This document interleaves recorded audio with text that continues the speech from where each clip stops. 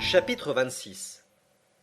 Il faut l'avouer, les choses jusqu'ici se passaient bien, et j'aurais eu mauvaise grâce à me plaindre. Si la moyenne des difficultés ne s'accroissait pas, nous ne pouvions manquer d'atteindre notre but. Et quelle gloire alors! J'en étais arrivé à faire de ces raisonnements à la Lidenbrock. Sérieusement, cela tenait-il au milieu étrange dans lequel je vivais? Peut-être. Pendant quelques jours, des pentes plus rapides, quelques-unes même d'une effrayante verticalité, nous engagèrent profondément dans le massif interne. Par certaines journées, on gagnait 1 lieue et demie à 2 lieues vers le centre. Descentes périlleuses, pendant lesquelles l'adresse de Hans et son merveilleux sang-froid nous furent très utiles. Cet impassible Islandais se dévouait avec une incompréhensible sans-façon, et grâce à lui, plus d'un mauvais pas fut franchi dont nous ne serions pas sortis seuls. Par exemple, son mutisme s'augmentait de jour en jour. Je crois même qu'il nous gagnait.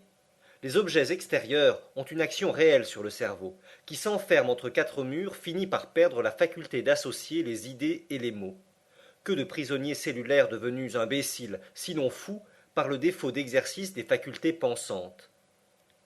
Pendant les 2 semaines qui suivirent notre dernière conversation, il ne se produisit aucun incident digne d'être rapporté.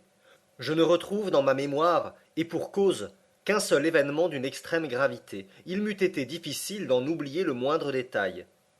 Le 7 août, nos descentes successives nous avaient amenés à une profondeur de 30 lieues.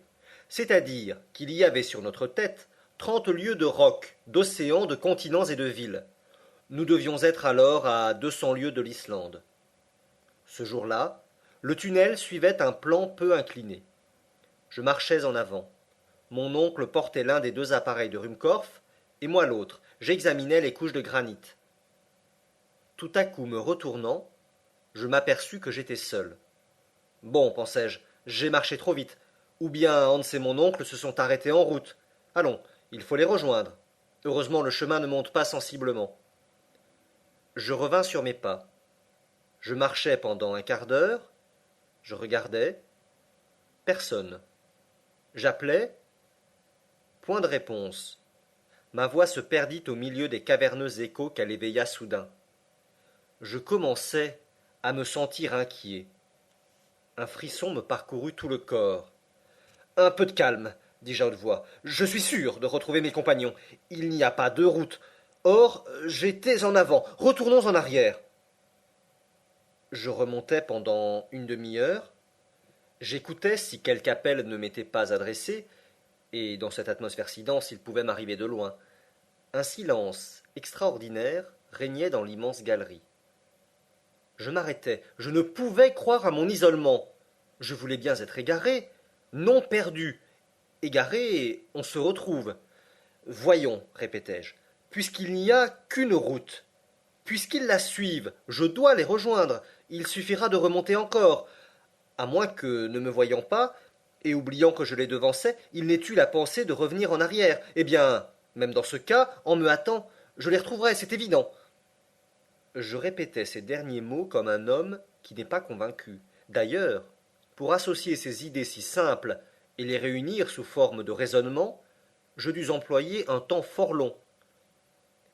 Un doute me prit alors. Étais-je bien en avant?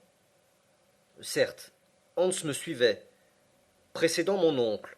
Il s'était même arrêté pendant quelques instants pour rattacher ses bagages sur son épaule.